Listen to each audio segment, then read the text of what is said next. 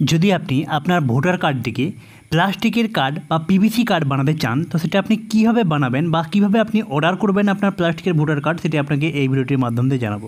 সর্বপ্রথমে আপনাকে প্লে স্টোরের মধ্যে গিয়ে একটি ছোট্ট অ্যাপ্লিকেশন ডাউনলোড করতে হবে যার নাম ভোটার হেল্পলাইন। এটাকে আপনি ডাউনলোড করে নেবেন, এর লিঙ্কও আপনি ডেসক্রিপশনের মধ্যে পেয়ে যাবেন। ডাউনলোড করে আপনি যেই ওপেন করবেন সর্বপ্রথম আপনার কাছে চলে আসবে, আপনাকে এখানে আপনার মোবাইল নাম্বার এবং আপনার পাসওয়ার্ড দিয়ে আপনাকে এখানে সেন্ড ওটিপির উপরে ক্লিক করার পর ওটিপি আসবে, সেই ওটিপিটিকে বসিয়ে নিয়ে আপনি এখানে লগ ইন করে নিতে পারবেন।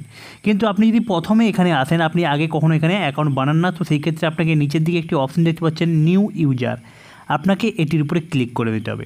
এটির উপরে ক্লিক করার পর আপনার কাছে একটি নতুন পেজ চলে আসবে। এখানে আপনি আপনার মোবাইল নাম্বার, আপনার ফার্স্ট নেম, লাস্ট নেম, আপনার পছন্দ মতো একটা পাসওয়ার্ড দিয়ে আপনার মোবাইলের মধ্যে একটি ওটিপি আসবে, সেই ওটিপিটিকে বসিয়ে নিয়ে সাবমিটের উপরে ক্লিক করলেই আপনার কাছে আপনার যে ভোটার হেল্পলাইনের মধ্যে আপনার অ্যাকাউন্টটি সেটা বানানো হয়ে যাবে।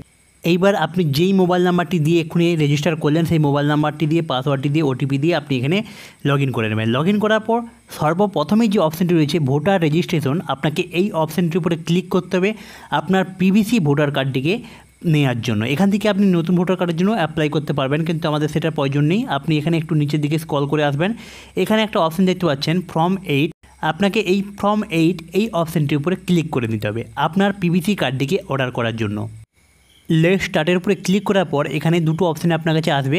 আপনি যদি আপনার ভোটার কার্ডের নাম্বারটি জেনে থাকেন তো আপনি এখানে ইয়েস অপশানটি সিলেক্ট করে নেক্সটের উপরে ক্লিক করবেন। আর আপনার কাছে যদি ভোটার কার্ডের নাম্বার না থাকে বা জেরক্স যদি না থাকে, একদম আপনি ভোটার কার্ডের নাম্বার জানেন না, তো সেক্ষেত্রে নো অপশানটি সিলেক্ট করবেন, নেক্সটের উপরে ক্লিক করবেন, তারপরে আপনার লোকেশন, আপনার নাম লিখে আপনি সার্চ করবেন, তো আপনার কাছে আপনার ভোটার কার্ডটি পেয়ে যাবেন। কিন্তু বেশিরভাগ ক্ষেত্রে এখানে ভোটার কার্ডের যে নাম্বার সেটা আমাদের কাছে থাকে, তো আমরা এখানে ইয়েস অপশানটিকে সিলেক্ট করে নেক্সটের উপরে ক্লিক করছি।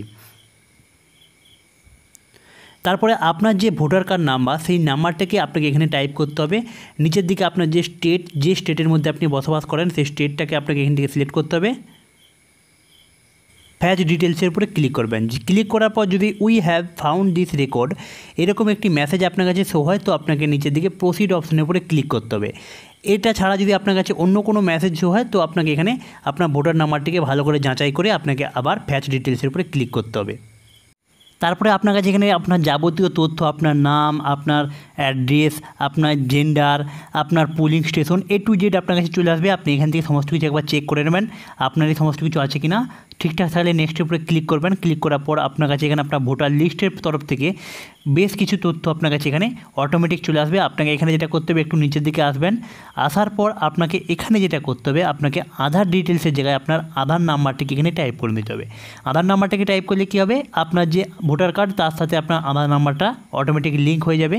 আর আপনার যেখানে বসবাস করেন সেখানে যদি আধার কার্ড না থেকে থাকে, সেখানে যদি আধার কার্ড না বানানো হয় তো আপনি নিচের দিকে এই বক্সটি টিক করবেন। আর যদি আপনার যদি আধার কার্ড থাকে তো আপনি আধার নাম্বারটাকে টাইপ করবেন, তারপরে আপনার যে আপনার একটি মোবাইল নাম্বার টাইপ করে নেবেন। তারপরে আপনাকে এখানে আপনি চাইলে আপনার ইমেল আইডিটিকে এখানে টাইপ করে নিয়ে নিচের দিকে যে নেক্সট বটনটি রয়েছে এটার উপরে আপনাকে ক্লিক করে নিতে হবে। ক্লিক করার পর এইবারে আপনাকে এখান থেকে যে কোনো একটি অপশান চুজ করতে হবে। আপনাকে এখান থেকে যে কোনো একটি কারণ আপনাকে এখান থেকে চুজ করতে হবে। তো আমি এখান থেকে চুজ করে নিচ্ছি। আমি এখানে কোনো রকম কোনো কারেকশান করতে চাই না, শুধুমাত্র এখান থেকে উইথাউট কারেকশান ছাড়াই আমি এখান থেকে আপনি আমার ভোটার কার্ডটিকে ইস্যু করতে চাই। তো সেই জন্য আমি এখানে 3য় নম্বর অপশানটিকে সিলেক্ট করে নিচ্ছি। আপনি চাইলে এখানে আপনার অ্যাকর্ডিং যে কোনো একটি অপশান সিলেক্ট করে নেক্সটের উপরে ক্লিক করতে পারেন। যেই ক্লিক করবেন তো আপনার কাছে এইবার আপনাকে এখান থেকে জিজ্ঞেস করা হচ্ছে কি আপনি এখানে কেন আপনার ভোটার কার্ডটিকে আবার অর্ডার করতে চাইছেন। আপনার কি ভোটার কার্ডটা হারিয়ে গেছে? যদি হারিয়ে গিয়ে থাকে আর আপনি যদি এখানে লস অপশানটিকে সিলেক্ট করেন তো সেই ক্ষেত্রে কিন্তু আপনাকে এখানে নিচের দিকে আপনার FIR কপি আপনাকে কিন্তু এখানে আপলোড করতে হবে। আপনার হারিয়ে গিয়ে থাকে তো আপনাকে অবশ্যই একটি FIR করতে হবে। এখন কিন্তু FIR আপনি অনলাইন থেকেও করতে পারেন।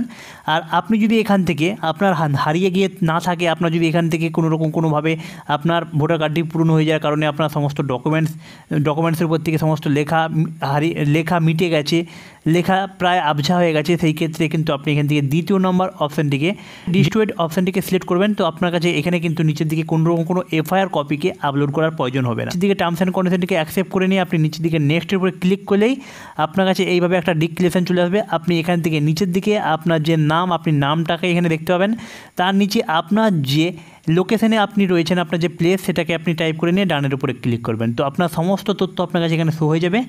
আপনি এখান থেকে সমস্ত কিছু একবার ভালো করে মিলিয়ে নেবেন সমস্ত কিছু ঠিকঠাক আছে কিনা।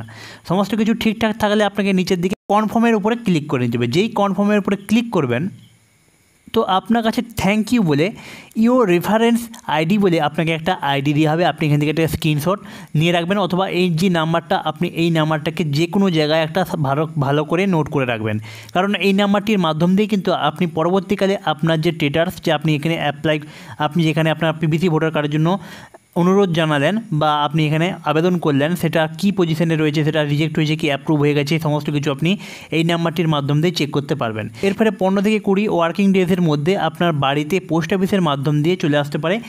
কোনো লোকেশানে কিন্তু পোস্ট অফিসের মাধ্যম দিয়ে আসে না, তখন সেই ক্ষেত্রে তাদের যে বিএলওর হাত দিয়েও কিন্তু পাঠানো হয়ে থাকে। তো আপনি যদি 15-20 দিনের বেশি হয়ে যাওয়ার পরেও আপনি যদি আপনার পিভিসি কার্ডটি হাতে না পেয়ে থাকেন পোস্ট অফিসের মাধ্যম থেকে, তো সেই ক্ষেত্রে আপনার যে লোকাল বিএলও রয়েছে তার সাথে আপনি যোগাযোগ করতে পারেন। তাছাড়া আপনি এখান থেকে আপনার যে স্ট্যাটাসটা সেটা আপনি চেক করার জন্য আপনাকে এখানে নিউ রেজিস্ট্রেশনের উপরে ক্লিক করতে হবে। ক্লিক করার পর এখানে উপরের দিকে যে রেফারেন্স স্ট্যাটাস চেক করার জন্য যে অপশনটি রয়েছে এখানে আপনার সেই রেফারেন্স নাম্বারটিকে আপনি দিয়ে এখানে সার্চ করলেই আপনার এখানে পুরো তথ্য আপনার কাছে চলে আসবে।